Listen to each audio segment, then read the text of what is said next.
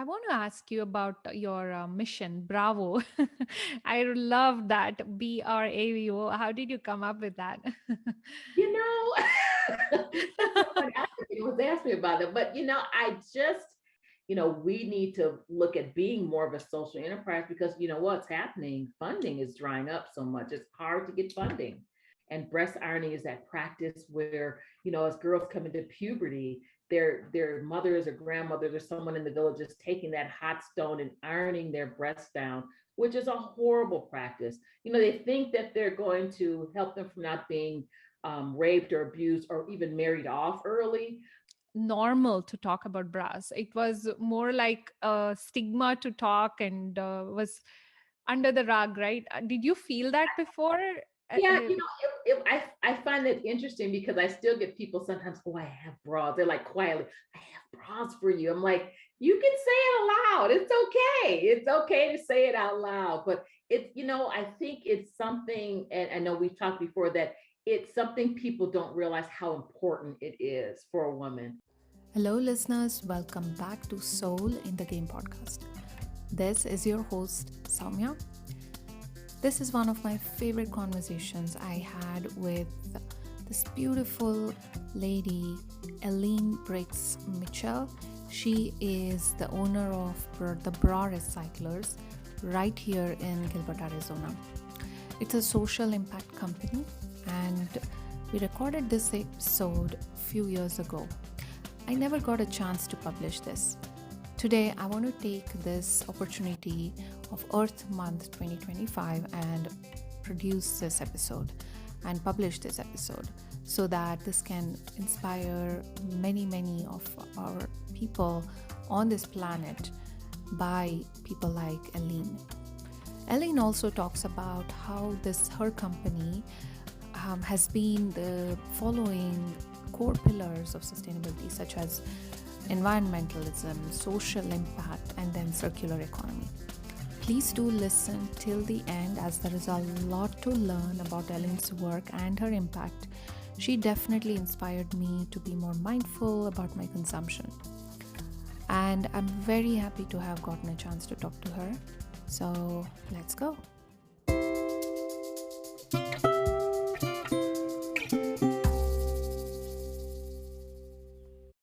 Thank you so much, Eileen, for coming on the Soul in the Game podcast show. And I'm all into sustainability. I don't do just one thing, but I'm interested in all different ways my life can be designed in more sustainable way of living. And I came across your site. I had this huge load of all these old clothes that have just been sitting, and I was looking for recycling them and bumped into your bra recycling company. So I was thrilled and excited, and you live in Gilbert, and it's right where I live, and I have not realized or known about your company before. So thank you so much for coming here. Oh, and thanks for having me. I'm so glad you found us. Yes, I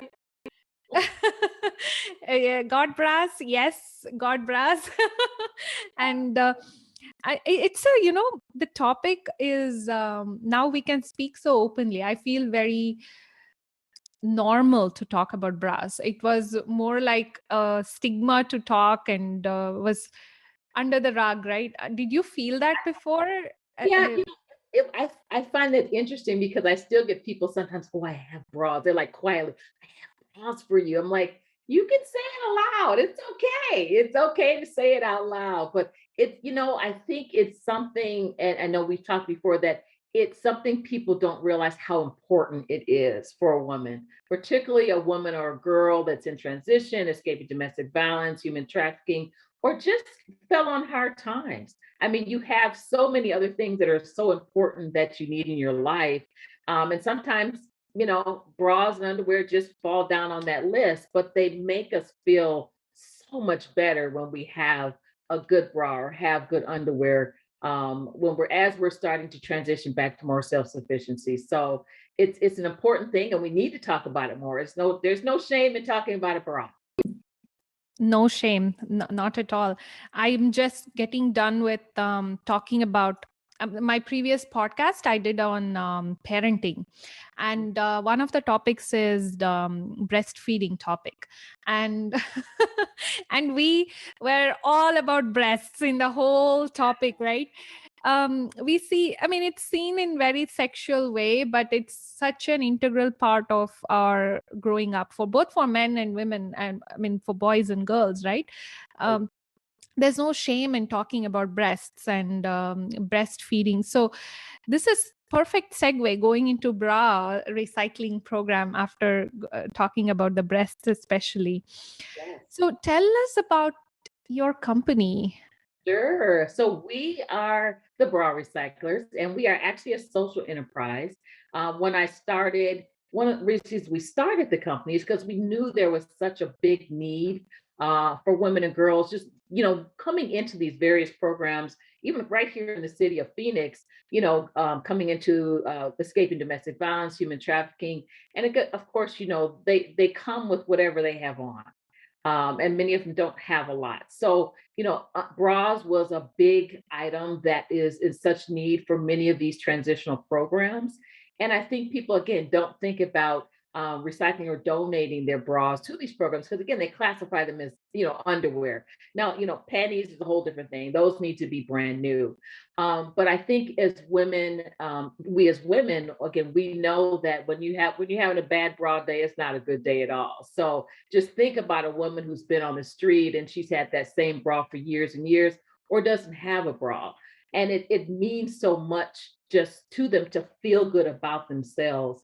I think there's so many women who don't realize the importance of that bra and what it means to that woman. She's trying to get back into the workplace or to school, and you need those undergarments to make you feel good. We also work with people who have had breast cancer. So we partner with Impact One Breast Cancer Foundation right here in the Phoenix area. And there's so many ladies that don't have insurance. And so they can't afford mastectomy bras or prosthesis. So we get a lot of those in, and we make sure to donate those off to Elizabeth and her team so they can make sure women get those bras. And then, of course, just the fact that there's so many cultural practices that are out there that I think many of us don't know about. And something like a bra can help with that. We've talked about breast ironing, and breast ironing is that practice where, as girls come into puberty, their mothers or grandmothers or someone in the village is taking that hot stone and ironing their breasts down, which is a horrible practice. They think that they're going to help them from not being raped or abused or even married off early. But it's such a horrible practice because it, again, scars them both mentally and physically. But if we can help them get a bra and teach them, hey, let's get these young girls in a bra versus, practicing breast ironing, I'm all for figuring out how we can help with that. So just those social impacts and emotional impacts that bra has on women, I think people don't realize. Besides, as you and I have talked about, just the environmental impacts. So, as we started the company, we're like, there are a lot of bras being thrown into our landfills. They're either, cut, they're burned, or thrown into our landfills. So this was a huge opportunity for us to try to partner with retailers to say, hey, let's try to change that policy of throwing those bras in landfills, and let's get them in the hands of women and girls who can use those. So, like I said, we're a social enterprise, so we definitely have that social impact, but we also have that environmental impact in terms of what we do. Wow, that is incredible. I'm shocked to hear about breast irony you mentioned. Can you elaborate? I have no idea what that is. Yeah, It sounds it horrible. was so interesting for me too. That was new for me. I was not aware of it, and Mhm. it was something. Yvonne is the person that who we're working with, and she's from Cameroon actually, and she just hearing her own story was great. She was able to escape having that happen to her, which is amazing. But she wants to again help to stop that practice, and it's been going on forever. And again, I think it's a practice where the they I think the mothers and grandmothers think they're helping to help protect the young girls, but it really scars them again, both physically and emotionally, because you're taking this hot object and ironing that breast down just to kind of hide that they're maturing. And again, we as women we shouldn't be ashamed of maturing and having our breasts grow. So it's again, I think most Americans or people here in the US, we just are not aware of those type of practices, but they are going on. And if again, we can help educate and give tools like something as simple as a bra, that is definitely something we're going to try to support and do. Wow. And where does it happen? All parts of Africa. She, All parts of yeah, Africa. she the last batch we sent over with her, they went over to Cameroon, but she said it happens all throughout Africa. Wow. I Some need to. countries too, she mentioned, but yeah, primarily what she spoke, she's just focused on Africa. So Okay. Okay. I'm gonna read more. That sounds terrible. I mean, so many girls' lives can make better with the bras that they get just because they're not having the bras. Is that the yeah, social stigma to avoid that, or why do they do that? Do you know? yeah. Well, they were saying again is to so that they hopefully will not be raped or abused. Again, to look not like Protect and Mm, exactly, because those that's a big problem in many of those, in many underdeveloped countries. The girls are raped or abused, and so if you look like a little boy, guess what? Your chances maybe being raped or abused are lessened, and or being married off early. So if you look like a really young girl, maybe you won't be married off early. So it's just it's that whole mindset change. But as it's hard to change mindsets. it's So that's a cultural issue that has to change. I know there was one statistic, I think, in an article I read from the United Nations that over 3.8 million girls that they know, teenagers that they know of, are affected by breast ironing. But I think that number is much higher because a lot of that is not reported. So I think that number is probably much higher than that. So wow. Yeah. yeah, Yeah. unfortunate. It Thank is. you for, shipping your bras to the those girls, and knowing that their lives are changing and they don't have to go through this is like one of the best satisfying feeling probably you would get with the work you're doing. Absolutely. Again, it was new to me. So I'm always amazed when I hear stories like that. I'm like, oh my God, I did not know that. And even something as simple as a homeless woman on the street right here in the US, when we heard, I think when we first started out, we heard a one lady had kind of sent back a kind of a testimonial that she was glad to get the bra, but a bra is like a rape deterrent. Again, that's something we, I think, as women don't think about. But when you're on the street, again, you don't want to be seen as feminine or even a woman sometimes. You want to hide that you're a woman. So a breast will help you, hide your breast. So, we don't think about those little things like it could be a rape deterrent for someone who's on the street so they don't get attacked or abused. It's those Mm. little but big things that a bra can do for a woman. I want to know the story behind this, the company you started. Like, how did you get this idea? Was it? You mentioned earlier it's environmental impact also, but was it just that, or was it some personal thing that motivated you to do this, It was, start this? it was and a really great friend of mine works at CAS, which is a very large shelter here in the Phoenix area. And again, we've always supported her, and just it was just conversations that I had with her about what do women need who are coming into her program. And again, the laundry list of things that she had on her list. And I said, what about bras? And she's like, yep, we have them. We have to keep them locked up. They're so coveted. A lot of times they get stolen. So it started there. And I knew for me personally, I had lots of bras in my drawer. And I paid a lot of money for those bras. And so I didn't know what to do with them because a lot of places won't take them. So it started for me there. And I'm like, well, I have tons of bras. I said, I know other women have bras. So I said, let me put up a web page and see what reaction I get. And I got a huge reaction from women saying, oh my God, I got a bunch of bras. I don't know what to do with them. I paid a bunch of money. And so it started there for me. So I knew I was on to something. And I said, at that point, I really didn't want to look at starting a nonprofit. I'm like, I was going to go the social enterprise route. I'm like, I know I can do something about this. So I need to figure out how to do this and make sure I can fund it. So that's where I started researching textile recycling to really understand that industry, how it works, and to see if there was anyone focused in on, women's lingerie and bras. And I wasn't really seeing much here in the US, but more so overseas. They're so much greener than us overseas. So I said, okay, so this would be kind of the route I would take, that I'd be able to expand my outreach to help shelters and women around the country, but also figure out how we can also make it a business model. So that, I think that's how it started for me. So we try to work with retailers and get them to work with us on their overstock and returns. Because again, many of them, what their policy is. It's, landfill, cut or burn. And, getting them to make a decision to change those policies. So we'll either buy or we'll get their overstock and returns. And then what we do, again, we have over 120 nonprofits that are signed up with us. So when they need bras, we are able to send those off. And then we have excess. And so that excess that we have, so the business side of what we do is that we have other textile recyclers and clothing exporters who will buy our excess. And so that's how we keep the business. That's how we made it into a business. Nice. So, yeah, that's what we call it, a social enterprise. Right. I was gonna, sorry. Yeah.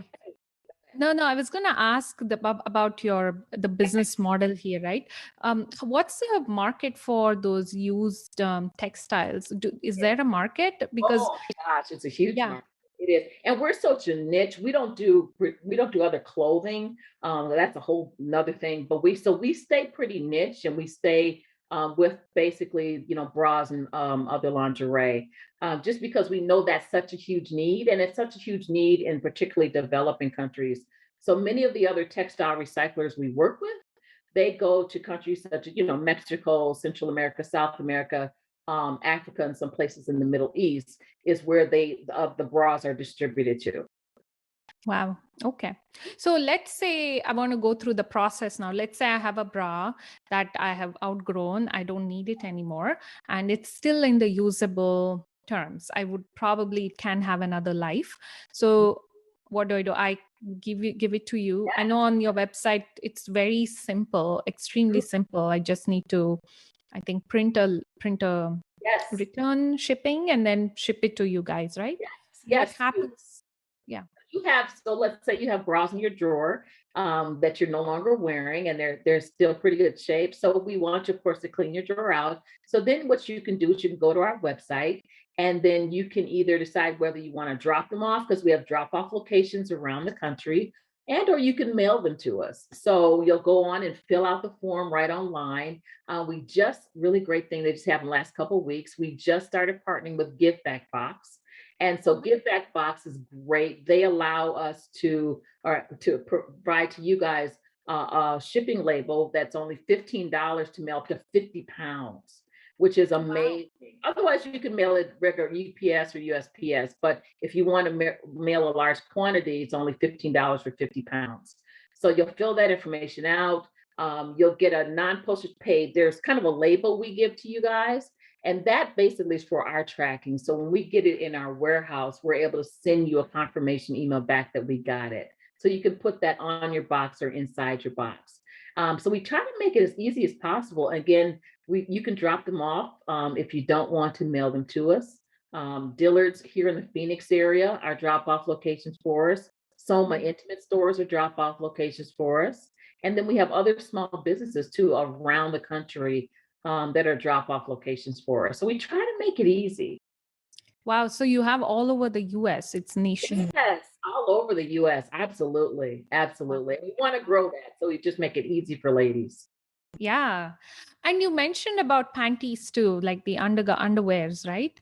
So they have to be new. They can't be. They have to be new. And we are actually, and this is the first time I'm actually talking about this, we are actually going to be starting an affiliated nonprofit off of our business. So we want to grow our reach, and we want to help the entire family. So we're going to start taking in men's and women's undies also, and really really look at how we can help the whole family. So I'm very excited about that. We're still in the process of getting all that going, but I think it'll help us reach more people. And also it's really help us attract some of those retailers who will only work with a nonprofit.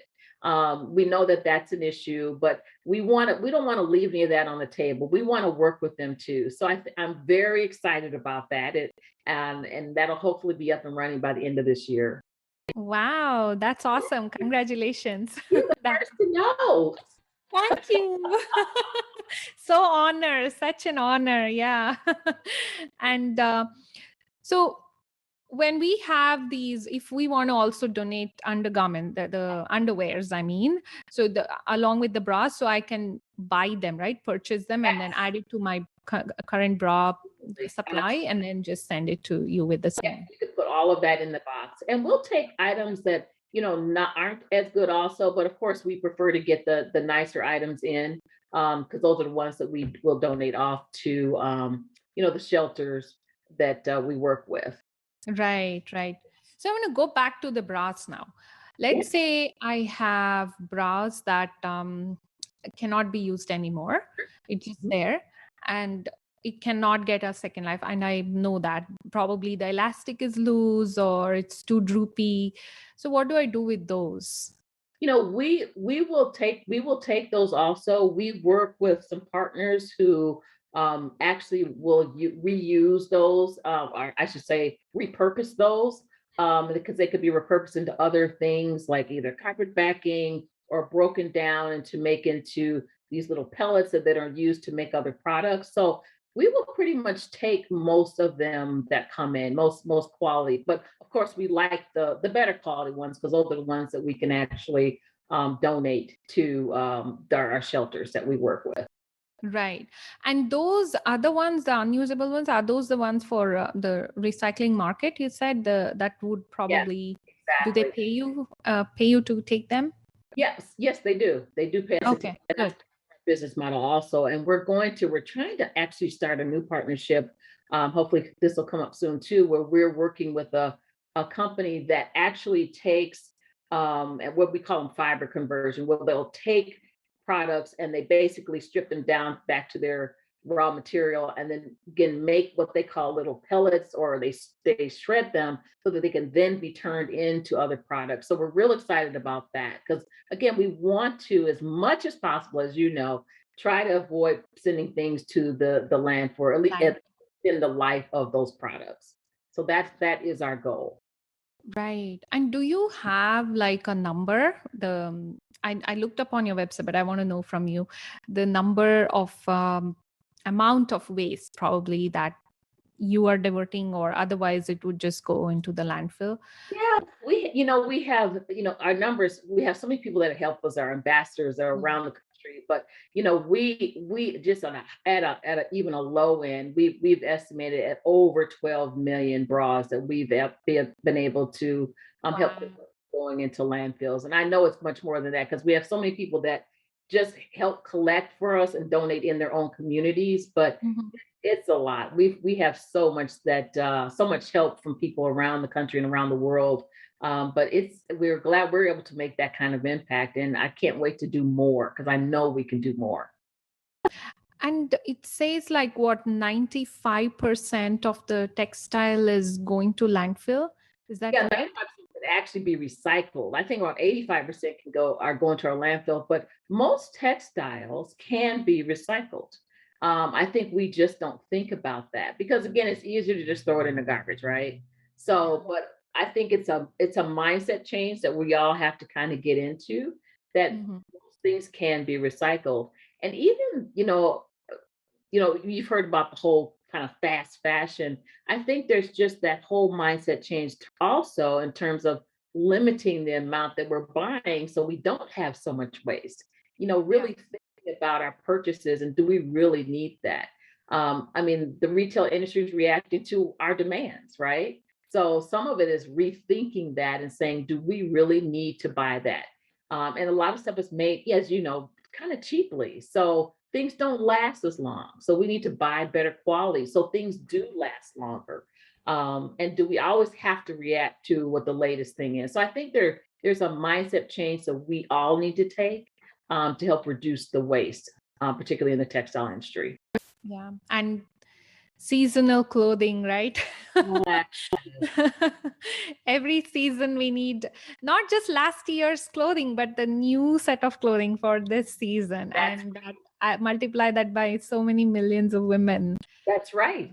Absolutely. And I think we as women have such huge power, in terms of changing things around because, again, we just have to start asking ourselves, do we need to get a whole new wardrobe for the upcoming season, or can we extend what we have or reaccessorize it or whatever we want to do? So I think there's some changes we have to make and that we can actually control and help with the environment. Yeah, yeah. Going back to, I read a story recently about on your website about an impact you had on a girl. Can you share that story with us, please? Oh my goodness. I love that story. Such a beautiful story. I would love that You're talking coming from you. Yeah, the teacher, is that the one you're referring Yes, to? yes, the teacher one. Yeah, yeah, the Love latest that one. story. So we had a teacher call us about one of her students, and her student was only in sixth grade, and she was just having a rough time, a really rough time. She developed very early and she was very large, like a 44G, but of course she was being teased. She just, of course, did not feel good about herself. Told the counselor she'd rather cut her breast off. I mean, it's horrible. So at sixth grade, being that large is tough. It's really tough. And so her mom, they couldn't afford to get or couldn't find actually in the little town they're in a bra to fit her. So the teacher reached out to me and they're like, can you help us with this? And luckily, we actually had several 44Gs. We had her size on hand, so we sent those off to her. And I asked the teacher, I'm like, well, if she doesn't have really good bras, I'm sure she probably doesn't have really good underwear also. So we sent at least a dozen pair of underwear down to her also. And, we got an email back from the teacher and she said, oh my God, she's just walking straighter. She's smiling. She feels so much better about herself. But just think about that. Something that simple, like a bra and those panties, just made her feel good about herself. And that story for me, I just love that because it's just, we saw the impact and we heard the impact from the teacher and thank God for the teacher actually that she took that initiative because she didn't have to do that. Yeah, She was way exactly. over and above. Yeah, and where was it? Which? So it's in Georgia. It was a small town in Georgia. Yes. Yeah. And you shipped all the way from Arizona. Absolutely. Wow. Absolutely did. Absolutely. And that one I was like, oh my God, we're gonna figure out a way to get her what she needs. And That's especially they went over and above like that. I'm like, oh my God, we gotta figure out something. And what was interesting when she got the box, the little girl said, oh, do I get to pick one? And so the teacher didn't realize, no, these are all yours. These are all yours. She's like, oh my God, it was like Christmas, but she thought she just got to pick one out. You get the whole thing. So it was an amazing experience. I'm glad we were able to help with that. Yeah. I mean, we take it for granted. I think having so many bras and so many clothes and that we can afford to buy, we take it for granted that there are people who may not have that same gift of buying bras or changing clothes as easily as we do. And stories like this bring in that perspective of, yes, there are people who have to think twice before they spend their money on bras or even underwears. Right. So Right. yeah, I can reflect on this forever, I feel. Yeah, because they're folks. I mean, you think housing, shelter, food, or those are at the top of the list. So underwear, even though it's important, those fall way down when you don't. Yeah. When you're just trying to be safe, you're trying to get to safety and have housing and food. The other parts just kind of fall off. Exactly. In the U.S., I'm not even talking about Africa or anywhere else. We're talking right here in the U.S. US, yeah. I remember, as a kid, before I started wearing bras, Mhm. it was during the transition period, and I grew up in India. And in India, we did not, now probably things have changed. At that time, I did not have any sexual education, like no education, especially during transition periods. It would either come through parents, come through friends, or maybe aunts and uncles, and I mean, not uncles, sorry, aunts. And somehow my mom didn't talk to me about it. And all I heard was through a friend. And it's limited information. It's what she knows, she shares. And even what she knows, in that she probably shares what 10% of what she can remember. Mhm. And in that information, when I was going through, I didn't have a bra to start with. And I could feel the pain, or the heaviness, when we are just transitioning from having a flat chest to Yes. developing breasts, right? And the first time I got to try a bra and wear, and then perfectly fit my body, that feeling I can still remember, that Yep. exact feeling, right? So I can imagine all the women or the girls who get to this joy of wearing a bra that can Yes. fit. Yeah, we have, we do an event. We have an event, well, actually, because of COVID the last couple of years. We partner with an organization called Hemp Legacy Foundation, and we do this event called Best Day Ever. And I'm gonna tell you, it is, it's an exhausting event, but it's an amazing event. You feel so good coming out of it because she has about 300 plus ladies that are coming from different programs around the city who are homeless or in transition. And so it's their day to feel like queens for a day. And so they get lunch and then they have speakers and then they get to go shopping, which is Wow. amazing. So shopping is they're like little booths set up and we do a big bra booth. But a lot of the shopping is basic things and there's some other things too, but we do a bra booth. So I do fitting also. So I try to fit as many ladies as possible. And I tell you, just the hugs and them like, oh my God, thank you so much for this. And they'll show me what their existing bra looks like. It might be tied or pinned, or they're like, I haven't had a bra in years. And you could tell, they haven't had one in years because it's so ratty. But our line usually by our booth is just like wrapping around because everyone wants to get that bra. And we try to, sometimes we've given out actually 5 bras to one, at a time, depends on if we can get corporate sponsors too. So that's awesome. And it happens every year? Every year, usually in May. And of course, COVID is, of course, that has prohibited that, which is unfortunate. So, because the ladies always look forward to having that. So hopefully we'll be able to get that started again. Yeah, I will try. Is that in Arizona? Yes, here in Phoenix. Okay, I'll try to attend the next one. Yes, I'll have to let you know. So we always are looking for volunteers for that. So Awesome. I would love to volunteer. Yeah, yeah. Going back to the social enterprise thing, right? How do you compare just a bra recycling company with the social enterprise?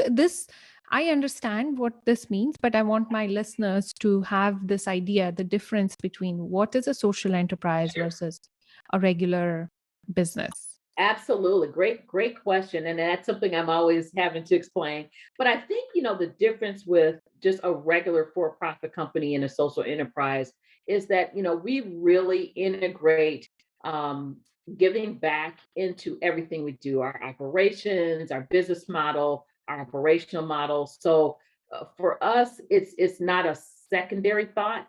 It's a primary thought. It's part of what we do. And I think that makes a big difference. And we try to be very transparent in terms of what we do, in terms of that giving back. So I think that's one of the biggest differences with the social enterprise. And a lot of times, with many social enterprise, we start just like I did, based on fulfilling a need in the community. So we start there, figure out how we're going to fulfill that need, and then how we're going to make that into a business and fund itself. So that's I think a big difference with just a regular for-profit and more of a social enterprise. I think also what we're seeing too is that we're seeing a lot of nonprofits who are saying, we need to look at being more of a social enterprise because what's happening? Funding is drying up so much. It's hard to get funding. So they have to figure out a way, how am I going to fund myself and still do good? And so I think we're seeing more of that happening with some of the nonprofits that are out there. Yeah. It is hard to get funding, especially Yes. for some. I mean, I'm on the board for one of the nonprofits. We are religious organization. I mean, it's multi-religious community coming together to work on climate change policies. And it's a national organization, but we also have a sister organization in our a branch in this state, right? And as you mentioned, funding is something we have to Mhm. strategically plan, execute once a year. And after all, we all need funds. Everybody Yes. needs funds to Right. do the job that we are doing. So I Right. do love the concept of social enterprise. So you are Yes. working the main goal on environmental and then also social justice, which is very Exactly. important. Exactly. And like I said, I think with nonprofits nowadays, many of them are gonna have to start thinking about what's that other strategy in terms of how we can self-fund versus depending on having someone try to go grant writing or trying to do fundraising. You've got to figure out another model to bring in to help fund your organization. I think that's going to be key moving forward with many nonprofits. Yeah. Hmm. So, um, I want to ask you about your mission, Bravo. I love that, BRAVO. How did you come up with that? You know, someone else was asking me about it, but one day I was thinking about that and I'm like, we just have to have some core values. And I always use that term bravo. And I'm like, I need to figure out how to make that into some of our core values. So I don't know. I just kind of came up with it because I always use that term. And I said, how can I make that into an acronym and make that into our core values? And that's kind of how I came up with that. So, and again, it defines, I think, what we believe in. I mean, like I said, we talk about, we believe that, in giving back more than we receive. When you give, you receive. I mean, I've always grown up with that. I grew up, my father was really big in our community in terms of giving back. And so I saw that growing up. And so for me, that is something, that is a belief that I've always had. Again, we want to be stewards of our environment. So we want to be able to, so that was kind of the R in terms of the recycling. We want to be stewards of our environment. I think one way we've chosen to do that is by, helping others by recycling or extending the life of those undies and garments that are just going into our landfills. And then, we're advocates. We're advocates both for, I think, for women in need and girls in need, but also we're advocates for the planet. And then Yeah. we're giving a voice to people. That's the V. We're giving a voice to people who don't have one. Just think about that. The women and girls escaping domestic violence, many of them don't have a voice. Think Mhm. about what I just said about the breast ironing. Those girls don't have one. We don't even know that that's an issue. So we're bringing a voice to that wasn't there before. We're trying to make people aware that that's even an issue, and just providing that opportunity for you guys to give and help us help them. So that's the opportunity. That's kind of the opportunity that we're providing to give everybody involved to help in just a simple way. We're saying clean out your drawers, get rid of those bras that you're probably not going to wear anyway. Yes. So Yeah. Yeah. that's kind of how I came up with that. That's awesome. I love that. Very creative. Oh, thank you. I can easily remember Bravo, right? Oh, exactly. Yeah. Yeah, we are almost ending the a part of coming to the end of this conversation. But before we go, uh, I want to ask like something that if I want to get involved, are Mhm. there ways that I can do, or if our listeners who are listening, if they want to get involved, are there ways that they can do? Oh, absolutely. So we have an ambassador program, which we love, and that it's been, we couldn't do what we do without our ambassadors. So we have different levels of people who are ambassadors that just do a broad drive in their community or in their neighborhoods. That's always so important. That helps us get the word out. We started during COVID. We had to pivot. during COVID, because a lot of our drop-off locations, guess what? They were closed down. So we have a great program, particularly if you have a woman, you're in business, where you can reward your customers or followers for recycling. So we set up a bra recycle form for you that you can post on your website. And so when people purchase from you, well, I'll say when your customers recycle, they'll fill out the form. And when we get the bras, we'll send them back a discount to purchase new products from you. So again, it's helping on both sides, where we're encouraging recycling, but also we're helping promote small businesses, particularly other women's small businesses, and giving people a discount to come back and buy new products from you. So there's so many ways you can get involved, but the ambassador program is one of them, and just getting the word out, telling people that this is even possible, because a lot of people like you didn't realize that this is something that you can do, and just help so many people. Exactly. I'm gonna start searching for my drawer and also my friend's drawers. I've already pitched in, so yes, we'll do that. Great. Yay. Yeah.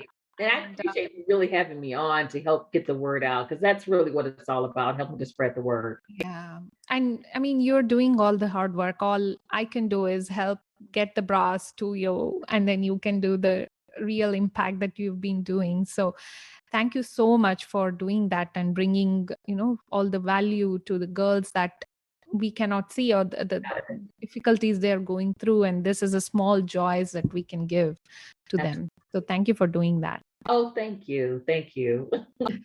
And I'm going to put the link in the description so listeners can go in and then check out the ambassador program and your website, of course. Nice. Well, thank you. I really appreciate that. Hey guys, hope you enjoyed this episode. You can find Soul in the Game on Apple Podcasts, Google, or Spotify, and Amazon Music as well.